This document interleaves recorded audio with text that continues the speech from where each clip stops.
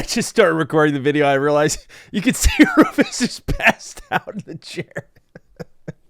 That's too funny. You're comfortable, aren't you? Anyway, now he's teleported onto the floor here. So, ladies and gentlemen, welcome back to another video. Today, we're talking about Hellblade 2, the game that was revealed alongside the announcement of the Xbox Series X at the Game Awards. We've seen a number of trailers since its announcement. We've had, little cutscenes here and there. Big questions about gameplay, not in the terms of fidelity, but how does it feel? Are there any added mechanics? We know that Hellblade 1 focused a lot on mental health, in particular psychosis, and combating with that while telling a very gritty story at the same time. Expectations have built for this game over the years because the developer is Ninja Theory, and they are marked as one of the major acquisitions for Xbox during the Xbox One era, where they also bought 4 other studios at that same time. This team has been working on what they're calling a independent AAA game in Hellblade 2 that's going to clock in at around the same length as Hellblade 1, which wasn't a very long game if you haven't played it before. I'm talking 6 hours, give or take. Pretty short game here. And so some expectations have been adjusted now since that developer direct where we last saw Hellblade 2 and we got its release date for May. Finally, today, it feels like we're going to start to get some information on Hellblade 2. I actually was just on Twitter, it's purely anecdotal, but last night I saw Hellblade 2 trending and I was wondering what was going on, and I clicked on it, and a lot of people were talking about where's the marketing for Hellblade 2? We're about a month out, time to start ramping this up. And it's funny because they showed so much to remind people that it exists, and then when I learned it was a 6-hour game, I'm sitting there going, Xbox probably wants to market this more, but if they do, they're just going to show the whole game because it's that short, and they have to be protective of a lot of the major narrative points of the game. So I'm curious to see how they tackle all that. It's probably why they also do a ton of behind the scenes work for this game, because it's mostly stuff that they can show. But nonetheless, we have previews today, so we can talk about combat, we can talk about puzzles, we can talk about the story, how big the team is now. We got a little bit of information there.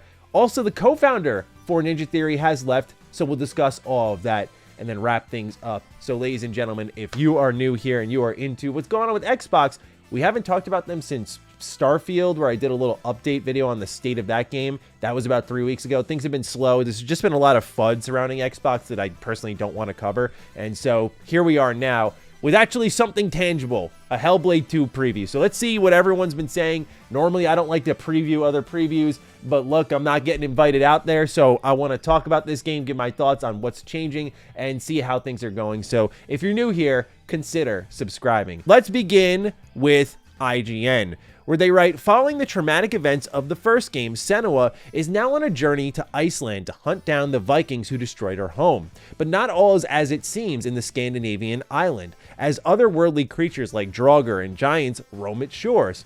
I spent a good portion of my playtime listening to the death echoes of a recently pillaged village, learning about what had happened there, before moving inland to be welcomed by a frightening ritual scene delivered from hell. Here, I met a mysterious man set to be the ritual's next sacrifice, before Senua intervened in an attempt to rescue him. He clearly had a connection to Senua's past, but the rest remains unknown. Much of the story of Hellblade 2 is still shrouded in mystery to me despite playing nearly an hour of it.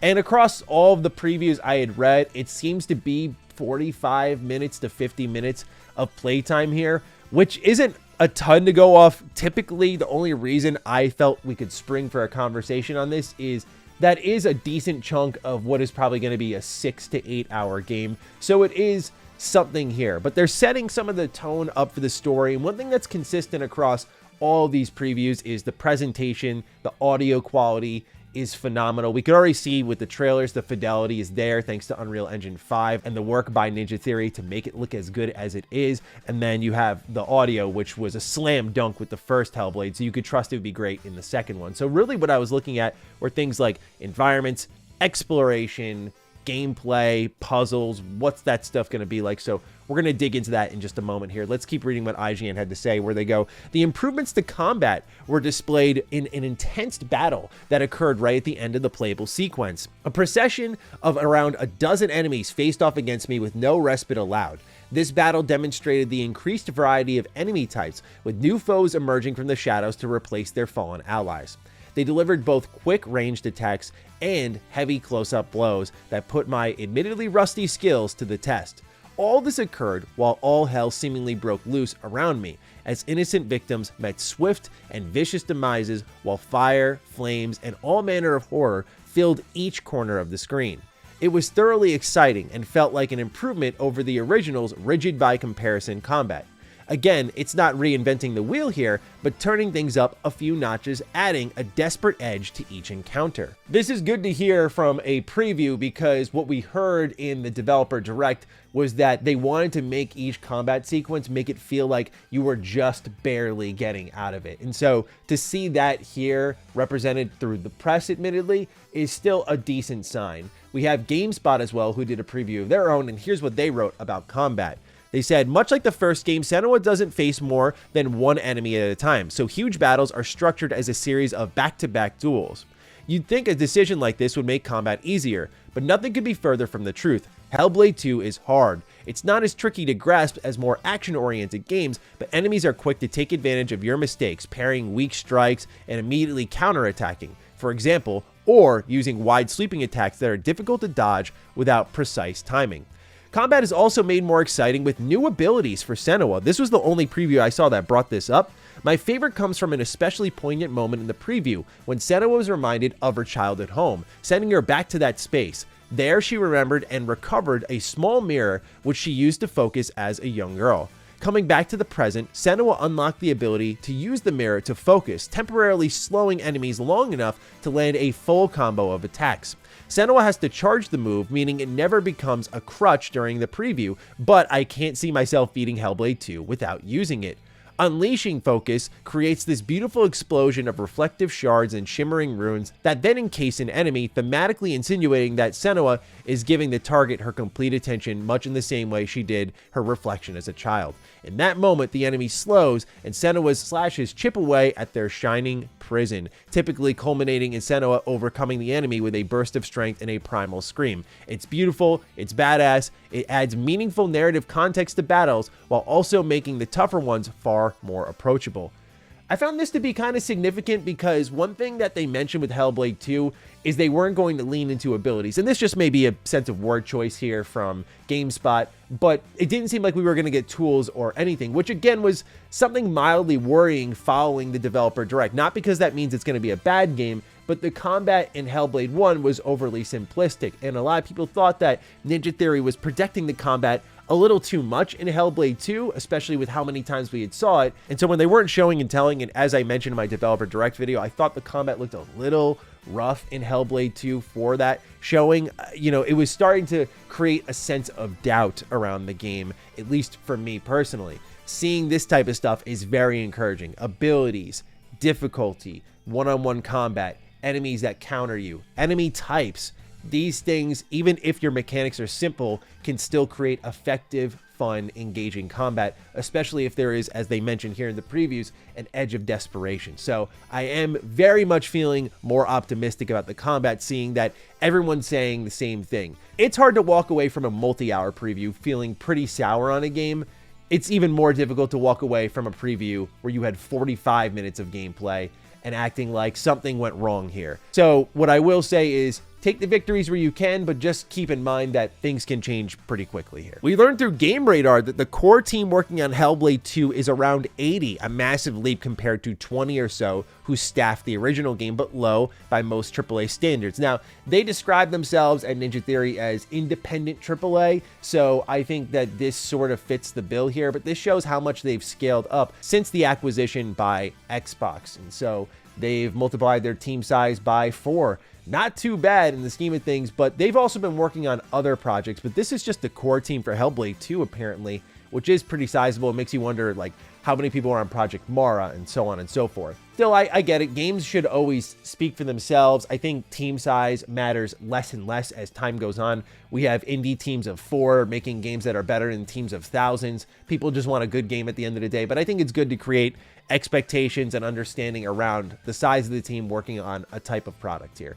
So let's continue on. We have more from Game Radar where they write, if I were to draw an analogy with film production, he continues, to me, Hellblade 2 isn't a Hollywood blockbuster, it's a quality independent film. It's an interesting perspective, particularly as you'd expect a first-party studio would need to make allowances for the wide spectrum of potential players reaching the experience through Game Pass and beyond, but Ninja Theory is steadfast in its decision to keep the core DNA of the Hellblade series intact. The specter of permadeath has been removed between the original and its sequel, but as environmental director Dan Atwell explains it, some elements were worth reinvesting in. We've gone really realistic. There are no camera cuts, there's no HUD. We've given ourselves a really hard job, but all of these are choices that we stand by.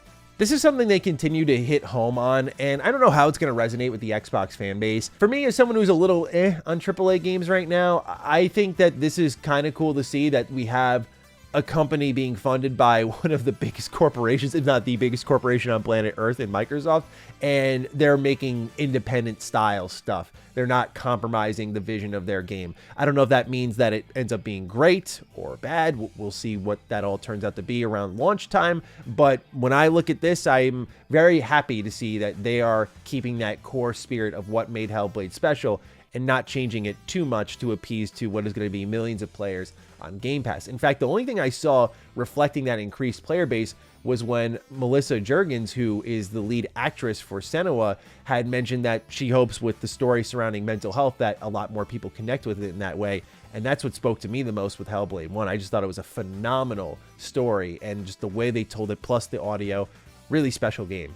And to know that more people can connect with those themes, I agree with the sentiment. I don't know how it makes sense for business, but I agree with the sentiment. I think it's going to be great that more people will be able to experience a story like that. Continuing on, we have more here. They say, outside of combat, this is from IGN, puzzles will be largely familiar to anyone who played Senua's Sacrifice, the first Hellblade game. As I tried to leave the battle-torn village, I was met with a swirling vortex of bones and limbs emitting an unwelcoming red light. In order to remove this barrier, I'd need to find 3 runic shapes in the world, which required a reasonable level of exploration and lateral thinking. They were by no means overly challenging, but something I couldn't help but feel I'd done too many times already in the original. I hope these challenges develop in complexity as the adventure moves on.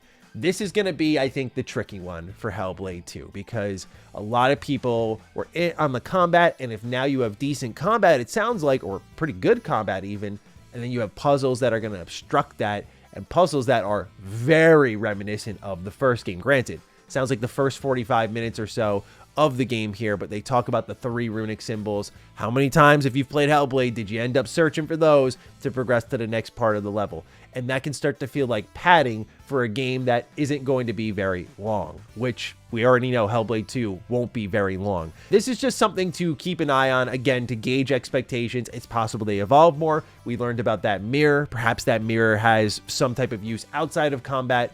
We'll see. This is where stepping away from abilities and such can admittedly add to the realism they're going for, but when you don't gamify certain things, you can lose some of the fun factor in your title. So we'll see how that goes, but this wasn't the first time I saw a little bit of hesitation surrounding the puzzles in the game. Now, what we also learned is Hellblade 2 is confirmed to be running at 30 FPS on Xbox with no performance mode available, and the subtitle for this IGN headline is, VFX director says this will make the game feel more cinematic.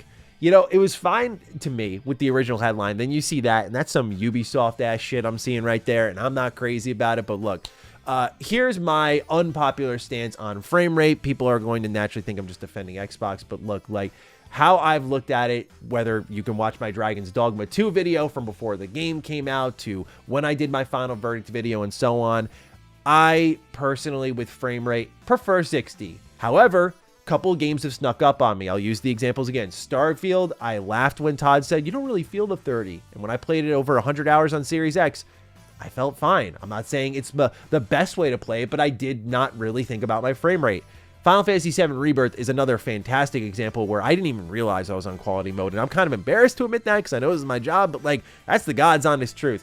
So sometimes this 30 can be something I don't think about, but don't get me wrong, I love 60, I prefer 60, but I'm also not running for the hills now with 30. Ever since this all really began with the likes of Gotham Knights and games like Plague Tale Requiem, where there was middling frame rates, but the product quality, in the case of at least Plague Tale at that time, was high, I was willing to seek out a compromise pretty much. Especially when, most importantly, that frame rate never disrupted my gameplay. I never thought about it. I never really focused on it. I was just focused on the game I was playing, which I find to be the most important aspect of them all. I imagine Ninja Theory's reasoning is the same as every other single one that we have seen from studios across the industry, which is, in the case of Hellblade 2, you want this to be basically a seamless movie experience, right? They mentioned earlier in the preview, no camera cuts, right?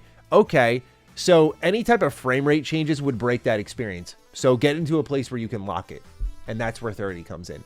That would be my guess. We'll see if they add a performance mode afterwards, because you have situations like Dragon's Dogma 2 where they didn't have visual preset modes and now they're looking into them. So yeah, like we'll see what happens in the post-launch support for this game. But nonetheless, I hate to make the joke, but when the PS5 Pro port comes around, maybe it'll get it then.